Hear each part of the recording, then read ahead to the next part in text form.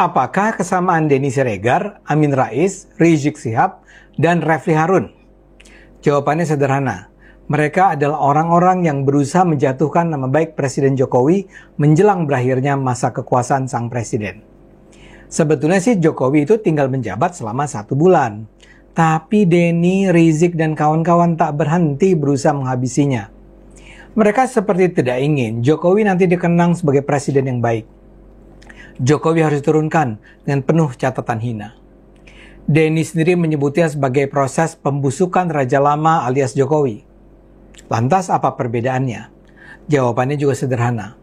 Denny Siregar dulu adalah pecinta Jokowi. Rizik Syihab dan Amin Rais dari dulu adalah pembenci Jokowi. Tapi kondisi dalam beberapa tahun terakhir menyebabkan mereka kini sejalan. Mereka berjuang di kubu-kubu yang berbeda, tapi tujuan akhir mereka sama. Mereka harus menghancurkan Jokowi. Saya sebenarnya dulu mengenal dekat Denny di Cokro TV ini. Saya adalah seorang pengagum yang sangat menghormati Denny di masa itu. Tapi kemudian gara-gara Pilpres kami terpaksa berseberangan. Kami bahkan pernah bareng datang menemui Presiden Jokowi di Istana Bogor. Tapi kemudian Jokowi dipinggirkan dan dikhianati oleh PDIP karena satu dan lain alasan. PSI, partai di mana saya berada, juga ditendang dan bahkan dilecehkan PDIP ketika PSI justru sedang mendukung Ganjar Pranowo. Jokowi pun bersatu dengan Prabowo. Saya di PSI tetap mendukung Jokowi dan kemudian mendukung pula Prabowo. Denny tidak terima dengan keputusan Jokowi, marah, dan sejak saat itu menjadi musuh Jokowi. Kalau Anda masih ingat, para pendukung PDIP di Cokro di masa lalu adalah Denny, Guntur Romli, Nong Darol Mahamada, yang saat itu adalah CEO Cokro, Eko Kuntadi, Mas Jopray, dan Iwan Chan. Ketika Cokro memutuskan untuk tetap mendukung Jokowi di akhir 2023, mereka ramai-ramai keluar dari Cokro. Mereka kemudian terlibat di kanal YouTube 2045 TV yang pro Ganjar dan kemudian menjadi anti Jokowi. Semula saya mengira seusai Pilpres selesai, Prabowo jadi presiden, Ganjar kalah, keadaan akan kembali berubah. Tapi ternyata harapan saya terlalu berlebihan. Kini 7 bulan setelah Pilpres selesai, mereka masih terus memburu Jokowi. Pada titik itulah Denny dan kawan-kawan kini sejalan dengan Rizik dan kawan-kawan. Kanal 2045 bisa jadi contoh bagaimana Denny dan kawan-kawan beroperasi. Kalau kita masuk ke halaman awal kanal tersebut, kita akan langsung membaca perkenalan diri mereka dengan bahasa yang sangat tegas. 2045 memperkenalkan diri sebagai orang-orang yang dulu pendukung Jokowi tapi sekarang melawan Jokowi. Karena Indonesia jauh lebih penting dibanding Jokowi, tulis mereka. Jadi mereka tegas-tegas menyatakan sebagai pihak yang anti Jokowi, melawan Jokowi. Judul-judul videonya pun begitu tegas melawan Jokowi dan keluarga. Misalnya saja, video host Rini Budoyo pada 21 September berjudul Keluarga Jokowi tinggal dikelilingi orang-orang inkompeten. Lalu video Mas Jopray pada 20 September berjudul Nggak ada yang mau belain Jokowi lagi. Pada 19 September juga ada video Emak Vivin berjudul Klarifikasi ke KPK Kaisang Bohong atau Klarifikasi Kaisang bikin masalah makin runyam. Namun yang paling layak disaksikan adalah video Denny. Videonya berjudul Fufu Fafa dan Perang Kuasa. Dalam video yang ditayangkan 12 September itu, Denny bicara soal pembusukan terhadap Jokowi.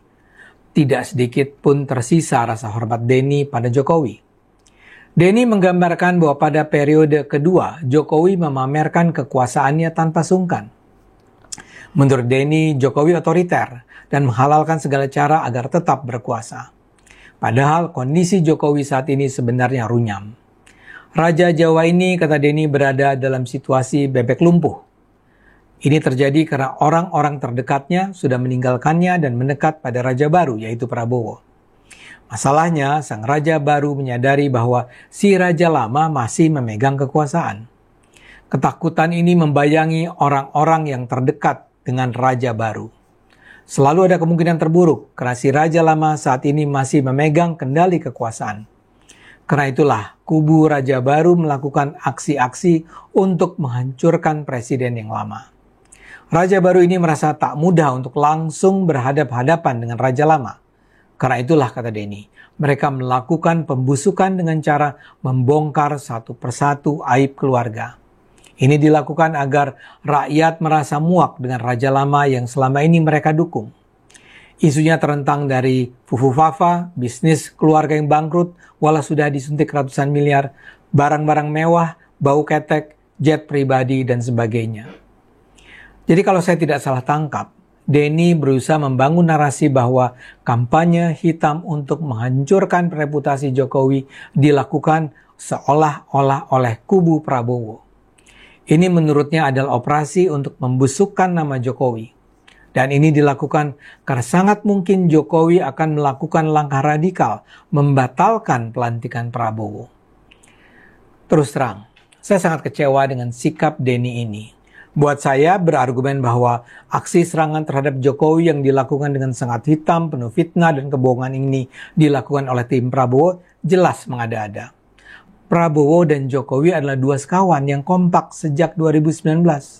Dan membayangkan Jokowi akan membatalkan pelantikan Prabowo adalah imajinasi liar yang sama sekali tak mengandung kebenaran. Dalam hal ini, Denny nampaknya tak jauh berbeda dengan anggota kubu anti Jokowi yang lain, yang seperti bersikap bahwa hanya ada satu kata, yaitu lawan. Dan yang dilawan adalah Jokowi. Sangat absurd dan menyedihkan. Sebagai pembanding, saya juga bisa menyebut apa yang terjadi pada kubu Rizik Syihab. Ini terkait dengan beredarnya narasi bahwa akan ada aksi 20.000 anggota pasukan berani mati bela Jokowi pada 22 September di daerah Jakarta Pusat. Sejak semula saya sudah menduga ini adalah aksi kampanye hitam untuk menjatuhkan nama Jokowi. Ternyata memang terbukti pada hari Minggu kemarin itu sama sekali tidak terjadi. 10 orang pun tak ada, apalagi 20.000. Tapi berita ini dengan mudah digoreng oleh Rizik Syihab, Amin Rais, dan influencer seperti Refli Harun. Rizik bahkan meminta umat Islam di Jakarta untuk mengasah golok mereka menghadapi aksi berani mati ini. Amin Rais juga menggambarkan Jokowi sebagai bebek lumpuh yang akan melakukan politik bumi hangus dengan aksi 22 September itu. Narasi Amin mirip dengan Denny. Menurut Amin, Jokowi akan menggalang kebulatan tekad untuk menunda pelantikan Prabowo dengan alasan ketidaksiapan pergantian kepemimpinan nasional. Luar biasa mengada-ada. Bahkan seorang Refli Harun pada 21 September membuat video di kanal YouTube-nya dengan judul "Terancam di penjara, Mulyono siapkan pasukan berani mati. HRS dan Amin Rais serukan ancaman perang." Di kolom komentar, para netizen melontarkan serangan yang tak kalah ganasnya. Ada yang menulis, "Saya sudah tidak sabar merasakan jihad fisabilillah yang difatwakan ulama-ulama garis lurus. Siap, Allahu Akbar." Atau ada yang berkomentar, "Yang setuju tangkap Mulyono dan seluruh anggota dinastinya serta kroninya agar menjadi pelajaran buat para pemimpin ke depan, ayo angkat jempolnya." Lantas ada juga yang berseru, "Umat Islam dari dulu hingga sekarang tidak pernah takut mati. Mati syahid atau hidup mulia adalah pilihan umat Islam. Jangan pernah macam-macam dengan umat Islam." Jadi pembusukan Jokowi seperti dikatakan memang benar terjadi. Dari Denny 2045 sampai Rizik, Amin, Refli secara kolektif mengeroyok Jokowi. Tapi seperti yang saya selalu percaya, mereka bisa berencana, tapi Tuhan juga yang akan menentukan. Karena itu, selama kita masih terus berpegang pada jalan lurus, jangan khawatir, kebenaran akan menang. Ayo gunakan akal sehat, karena hanya kalau kita gunakan akal sehat, Indonesia akan selamat. Nah, saudaraku yang dikasihi Tuhan, bagaimana tanggapan kita semua setelah kita melihat videonya? Ini luar biasa Bapak Ibu, sangat mengagetkan kita berita ini. Apa yang harus kita lakukan sebagai orang percaya? Ya tentunya Bapak Ibu, kita sangat berbeda pandangan dengan orang-orang dunia. Kita juga sangat berbeda pandangan dengan orang politik, apalagi saudara ya. Kalau orang politik, kalau mereka punya kepentingan pribadi, menguntungkan, maka akan didukung habis-habisan. Tetapi bila keuntungan itu tidak didapatkan lagi, malah rugi yang dia dapatkan, maka dia akan mencoba untuk menjelekkan, menghina, membusukkan, dan melakukan berbagai cara agar orang tersebut jahat dan jelek di mata masyarakat, di mata orang banyak. Nah, saudaraku yang dikasihi Tuhan, kita orang percaya, kita orang yang beriman, kita orang-orang pilihan, kita orang pengikut Yesus Kristus. Kita harus berdoa untuk pemerintah. Siapapun pemerintah yang terpilih, kita harus mendoakan supaya pemerintah yang terpilih dan pemerintah yang ada di bangsa dan negara ini diberikan roh takut akan Tuhan. Kalau pemerintah punya roh takut akan Tuhan dan kita sebagai rakyat selalu berdoa, bersehati, meminta kepada Tuhan supaya Tuhan memberikan roh takut akan Tuhan kepada pemerintah yang terpilih atau pemerintah yang ada, maka pemerintah yang ada akan melakukan roda pemerintahan, akan menjalankan roda pemerintahan dengan baik, menjalankan roda pemerintahan dengan bijak, sehingga kita selaku rakyat boleh aman tinggal di bangsa dan negara ini, boleh damai tinggal di bangsa dan negara ini, boleh sejahtera, dan kita akan mendapatkan sukacita ya. Kalau tidak, saudaraku, kita melihat pemerintah kita menghina, pemerintah kita caci maki, pemerintah kita olok-olok, bahkan kita mendoakan pemerintah dengan doa yang tidak benar, doa yang tidak baik, ya rakyat juga sengsara, negara morat-barit, tidak ada kedamaian, tidak ada kesejahteraan, apalagi sukacita. Nah, itulah pandangan orang-orang yang dunia dengan kita, orang-orang politik dengan kita, saudara ya. Nah, itu tadi kita melihat bagaimana komentar Bang Ade Armando terhadap rekannya, temannya, bisa dikatakan sahabatnya Denny Siregar ya. Denny Siregar dan kawan-kawannya, Bapak Ibu, kelompok-kelompoknya, orang-orang tertentu sekarang itu sangat benci sekali terhadap Bapak Jokowi. Bukan saja kepada Bapak Jokowi, tetapi kepada keluarga besarnya Bapak Jokowi juga sangat benci sekali mereka. Nah, Bapak Ibu yang dikasihi Tuhan, ingin membacakan satu ayat firman Tuhan kepada kita semuanya di dalam kitab Yeremia 29 ayat yang ke-7. Firman Tuhan berkata, "Usahakanlah kesejahteraan kota kemana kamu aku buang, dan berdoalah untuk kota itu kepada Tuhan, sebab kesejahteraannya adalah kesejahteraanmu." Nah, ini yang harus kita lakukan sebagai orang percaya. Berdoa untuk kota tersebut. Caranya bagaimana? Yang pertama sekali kita mendoakan pemerintah. Kita doakan pemimpin supaya pemimpin memiliki roh takut akan Tuhan, memiliki roh pengenalan akan Tuhan, supaya pemimpin benar-benar mencintai rakyatnya, mencintai negaranya. Bukan pemimpin yang suka-suka dia memimpin. Ya, tetapi benar-benar pemimpin yang kita harapkan, yang rakyat harapkan, yang benar-benar mencintai rakyat, yang benar-benar menjalankan roda pemerintahan dengan penuh hikmat, dengan penuh keikhlasan, dengan gentar dan takut akan Tuhan.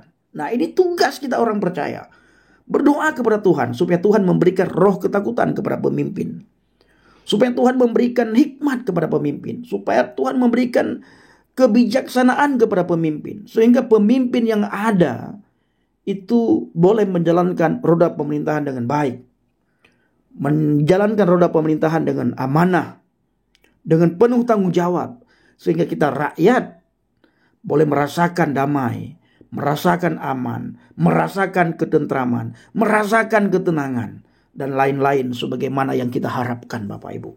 Jadi jangan ada di antara kita orang Kristen, orang-orang yang percaya kepada Tuhan, kita menghujat pemerintah. Itu tidak boleh. Ya, siapapun pemerintahannya, kita harus mendoakan pemerintah itu, supaya pemerintah itu boleh memimpin negara ini dengan penuh kedamaian, dengan penuh takut akan Tuhan. Nah, saudaraku, saya akan membacakan beberapa komentar ya, seperti Nazakom 2152. Tertulis begini, "Sebelumnya saya juga sangat respek dan bangga dengan Denny Siregar yang sangat membela Jokowi dan pemerintahan dan sangat anti terhadap kelompok-kelompok radikal dan intoleran. Tapi sangat disayangkan dan menyedihkan atas perubahan sikap yang drastis, bertolak belakang dan sangat anti membenci Jokowi. Nampaknya dia juga ikut arus berpikiran sempit demi golongan dan partai, dan bukan berjuang demi bangsa dan negara yang tetap kukuh diperjuangkan Jokowi sebagai presiden.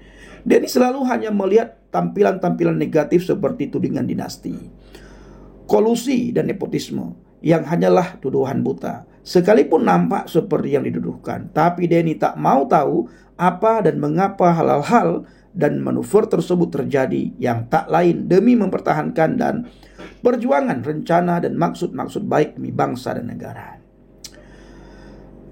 Ada juga yang memberikan komentar dari Kang Man 13F. Jokowi masih aman sampai jadi mantan presiden.